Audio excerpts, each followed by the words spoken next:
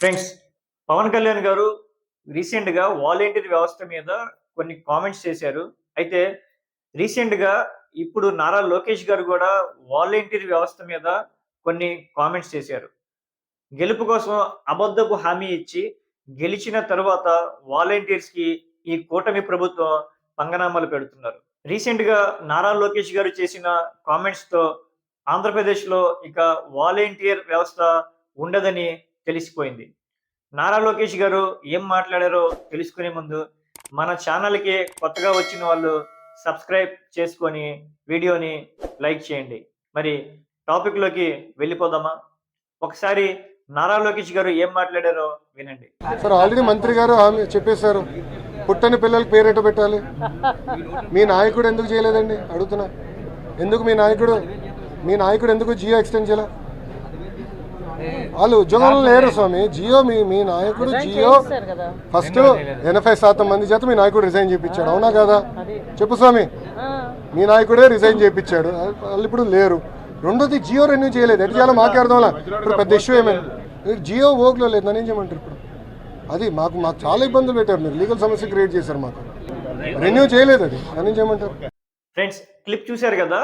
ఈ క్లిప్లో నారా లోకేష్ గారిని ఒక అతను వాలంటీర్ వ్యవస్థ గురించి క్వశ్చన్ చేయగా, దానికి సమాధానంగా నారా లోకేష్ గారు, మీ నాయకుడు వాలంటీర్ వ్యవస్థ యొక్క జీవోని రెన్యువల్ చేయలేదు, పుట్టని పిల్లకి పేరు ఎలా పెడతారు, లీగల్గా చాలా సమస్యలు వస్తున్నాయి అంటున్నారు.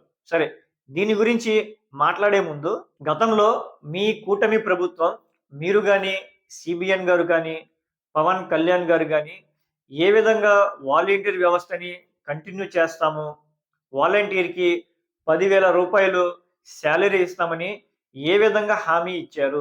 అధికారంలోకి వచ్చాక మీ కూటమి ప్రభుత్వం చెప్పిన హామీనే ఒక వాలంటీర్ వ్యవస్థని అమలు చేయండి సార్ అని అడిగితే, లేనిపోని అవస్థలు చెప్పి మీకు ఇష్టం లేని వాలంటీర్ వ్యవస్థని అమలు చేయకూడదని పాపం జగన్మోహన్ రెడ్డి గారి మీద నింద వేస్తున్నారా?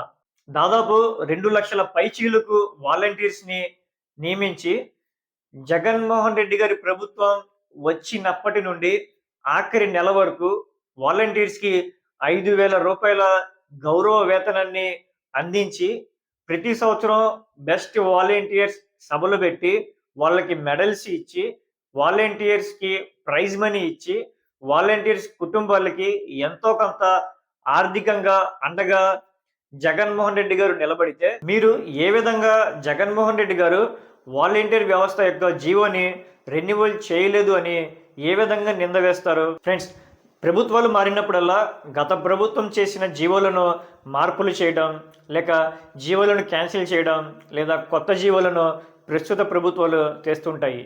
ఏ విధంగానైతే జగన్మోహన్ రెడ్డి గారు క్యాన్సిల్ చేసిన అన్నా క్యాంటీన్స్ని ప్రస్తుత గవర్నమెంట్ అమల్లోకి తెచ్చిందో, అదేవిధంగా వాలంటీర్ వ్యవస్థని ఎందుకు అమలు చేయకూడదు? అన్నా క్యాంటీన్స్‌కి సాధ్యమైనప్పుడు వాలంటీర్ వ్యవస్థకి ఎందుకు సాధ్యం కాదు? అన్నా క్యాంటీన్స్‌ని అమలు చేయడంలో అడ్డురాని లీగల్ సమస్యలు ఒక్క వాలంటీర్ వ్యవస్థకే ఎందుకు అడ్డొస్తున్నాయి? ఫ్రెండ్స్, నారా లోకేష్ గారు చెప్పినట్టుగా వాలంటీర్ వ్యవస్థని అమలు చేయటంలో లీగల్ సమస్యలు వస్తున్నాయి అంటే, ఏ విధంగా లీగల్ సమస్యలు వస్తున్నాయో వాలంటీర్స్ ముందు, పబ్లిక్ ముందు ట్రాన్స్పరెన్సీగా పెట్టండి. అంతేగాని ఏదో ఒకటి చెప్పి తప్పించుకుందాంలే అనుకుంటే వాలంటీర్స్ని మోసం చేసినట్లే.